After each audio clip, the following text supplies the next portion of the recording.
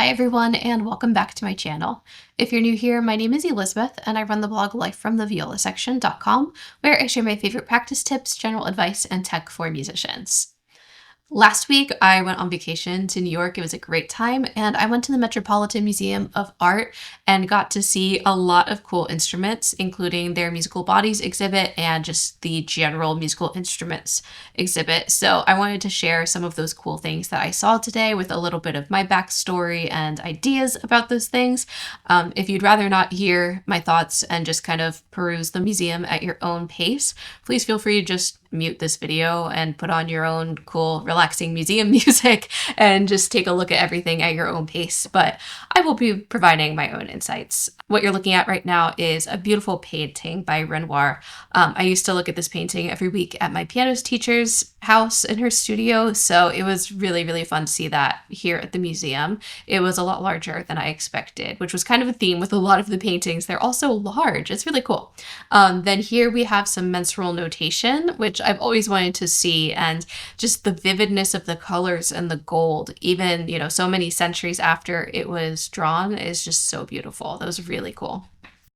So let's actually start in the musical bodies exhibit, which showcased how different cultures have made music through the ages, along with instruments designed to look like the human body and how they kind of intertwine. So first we have this beautiful 13-course lute from around 1548 to 1612. I'll pause it here if you'd like to read a little bit of the info card.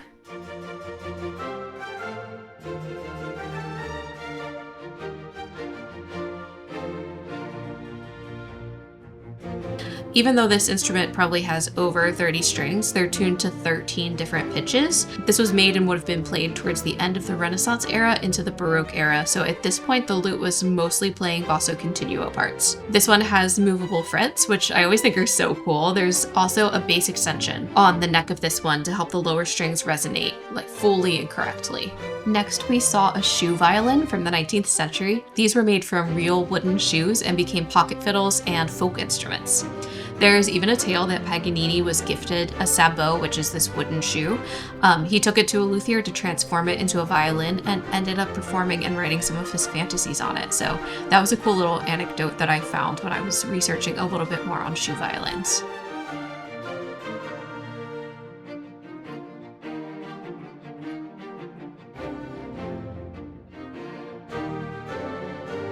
Okay, here's our first Stradivarius. This is the gold violin made in 1693. It's named after George Gold, who owned the violin from 1928 until he donated it to the Met in 1955. In 1974, the instrument was converted back into a Baroque setup for historical performance practices. It was really cool to see the very short fingerboard, the flat tailpiece. It's just beautiful.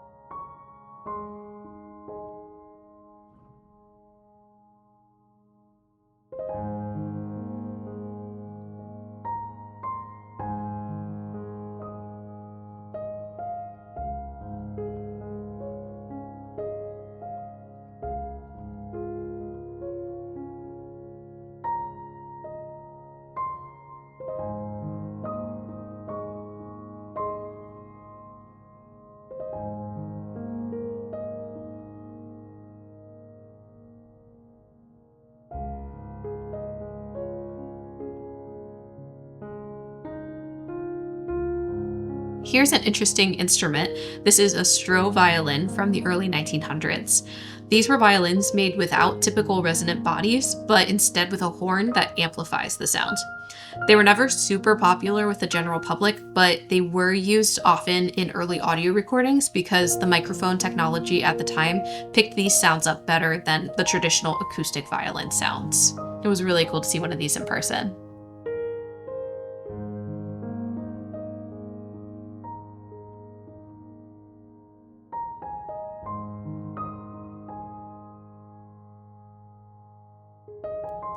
This piece is the TV Cello by Nam June Paik, which shows the cellist Charlotte Mormon play the cello on the screens. And the back of this one was really cool as well. It was almost a beating heart inside. You can see all of the wires, almost like the inside of a body. Next, this instrument is the face of the musical bodies exhibit, and it's a violino harpo forma maxima. Sounds like a Harry Potter spell. It was designed to maximize the resonance while remaining somewhat ergonomic for the player. Unfortunately, there wasn't a video or audio clip of the instrument being played at the museum, and I can't find any videos online. I'd really love to know what this sounds like because it looks so interesting.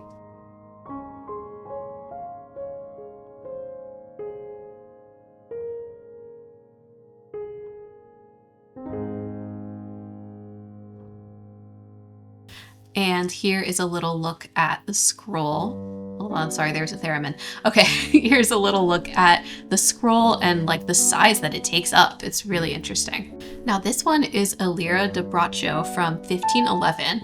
It's really beautiful and intricate. We've got a face on the peg box and another on the back. The info card says that this was likely made to commemorate a wedding since it has elements of both female and male features on it.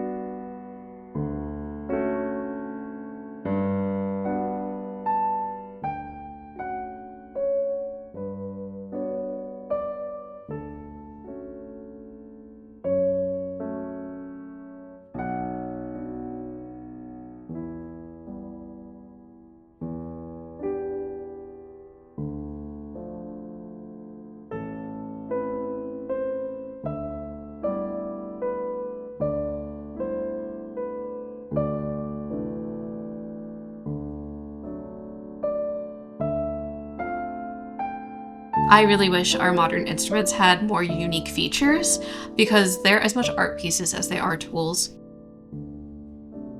I really loved the rosebud pegs on this instrument. And I also really love the bridge on this one. The waves on top for each string are really, really beautiful.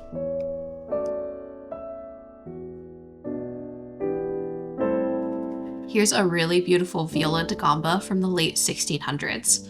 The wood is so beautiful, and the filigree and even the patina are just gorgeous. The purfling really sticks out too, just really striking against the color of the wood. I love that they're showcasing the bow here as well.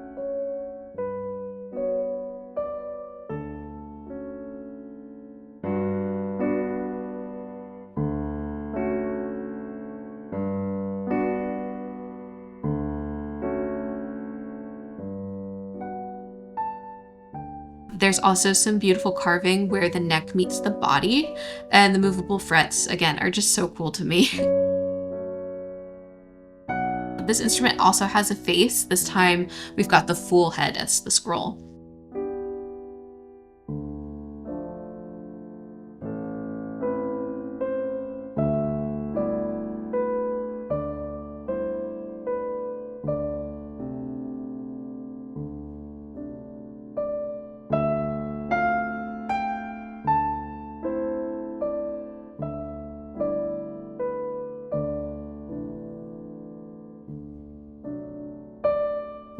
Here's a look at the beautiful bouts, and even the back of the body has beautiful inlays and carvings.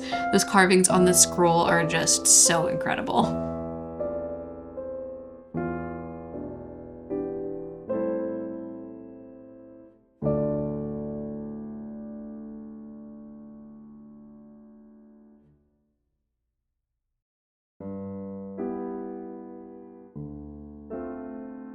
Here we have a viola d'amore.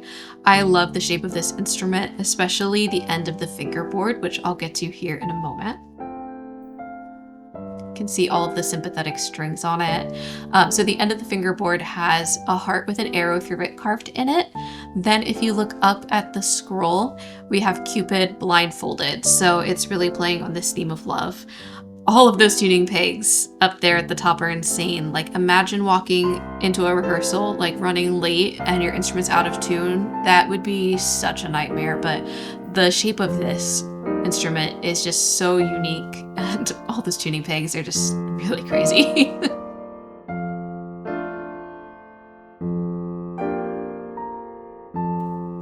here's a piece I believe I learned about in one of my music history classes called Indestructible Object by Man Ray. It was really cool to see it in person after learning about it, even though it was a while back. So you can see on this long info card, this next little exhibit is a bunch of pocket fiddles, also called pochettes. So I'll let you pause and read any information that you'd like. Then when you see them on the screen, I'll talk some more.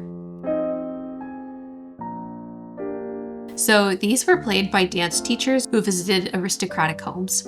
I love seeing how versatile our stringed instruments used to be back in the day. Now, of course, we have electric instruments that somewhat model the shape of these pochettes, but they can have different string combinations on them, but I wish our acoustic instruments had more variants like what I got to see at the museum. It's so cool how we had such a variety of instruments, all for different purposes, all for slightly different like voice parts essentially. It's just so cool, and I wish we still had that uniqueness.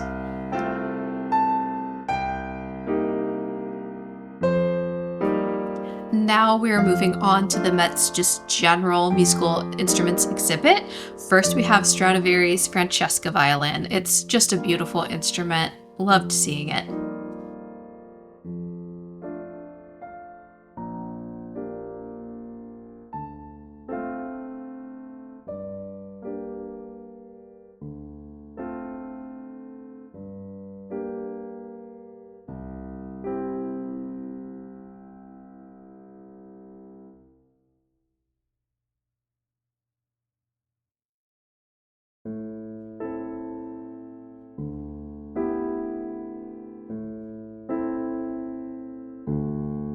This is a Pardessus de viol, which used to be the soprano of the da Gamba family. I don't think I'd ever seen one in person before, so it was cool to see it here. I really don't like how they have one Eva Perazzi string on there and the rest are likely gut strings. It looked very odd to me.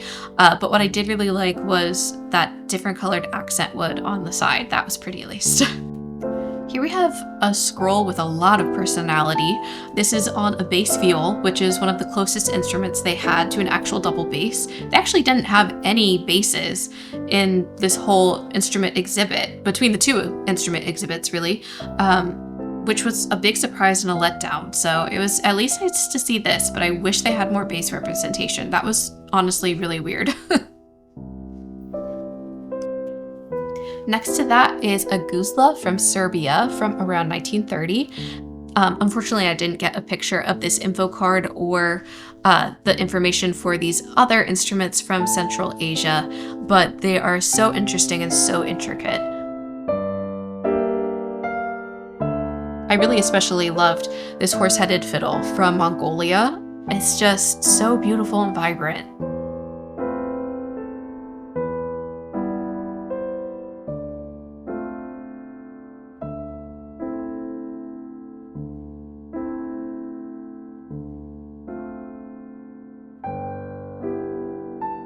This is a pianoforte by Cristofori. I have always wanted to see a pianoforte in person, and I never had before. It was what composers like Mozart and Beethoven used to play on and compose on.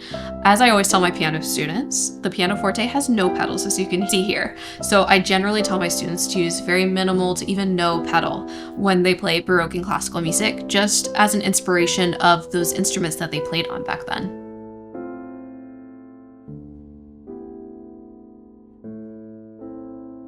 Here is a Forma B cello by Stradivari. It's a smaller sized cello than what the previous standard was back then. It has now become basically the model size for our modern cellos now. I really love just that beautiful patina and wear on the wood. Nice dominant strings. Just a gorgeous instrument.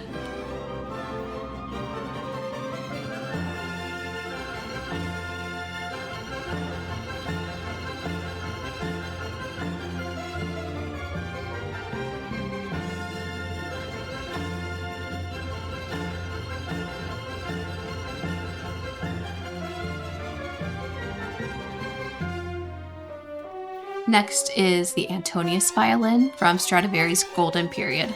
The top and the back of this instrument is flatter than most, which gives it a louder volume. Again, I'm really surprised to see Eva Brazzi gold strings on this instrument because they're very high tension, and instruments from this era weren't built to support high tension strings since they didn't exist yet. I do kind of like the symbolism of a golden period instrument having Eva Brazzi gold strings on it, but I don't know. I have a feeling whatever strings are on these instruments are probably there from those little kind of pop-up concerts that they do when the instruments actually get played, but that's just a theory. I don't know for sure.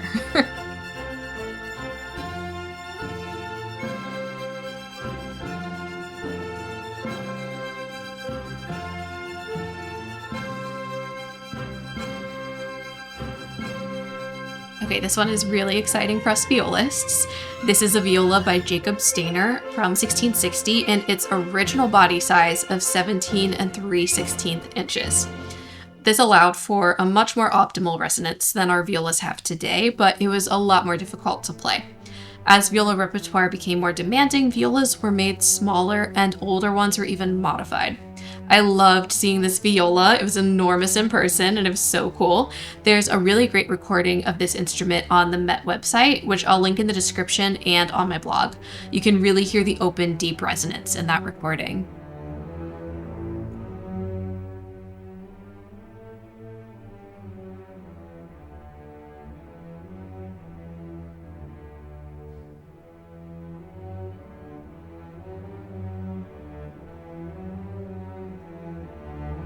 Next to that was an Amati viola from the mid-1500s.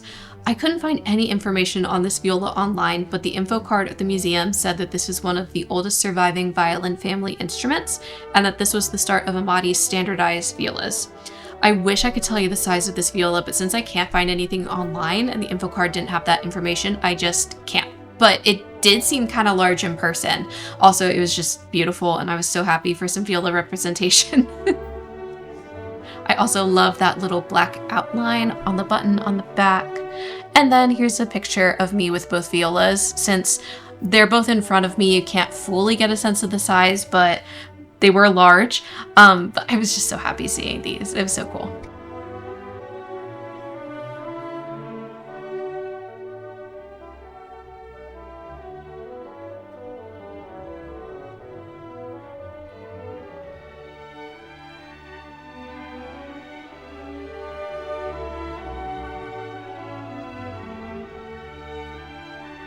Next is a 5-string cello by Amati. Bach actually wrote the 6th cello suite for this kind of cello in particular. I always love the Baroque instruments with the lighter colored fingerboards, and the inlay on this one is especially really nice. It's amazing that they have survived for this long. It's just so beautiful. Then we have a bass viola da gamba from the early 1600s. Again, the front of this one is just beautiful, but take a look at the gorgeous designs on the sides and the back of this one. I'll get to it here in just a moment. Isn't it gorgeous? It's such a work of art, and it's such a conversation starter. Like, how cool would it be to have an instrument with just artwork on it? It's so fun.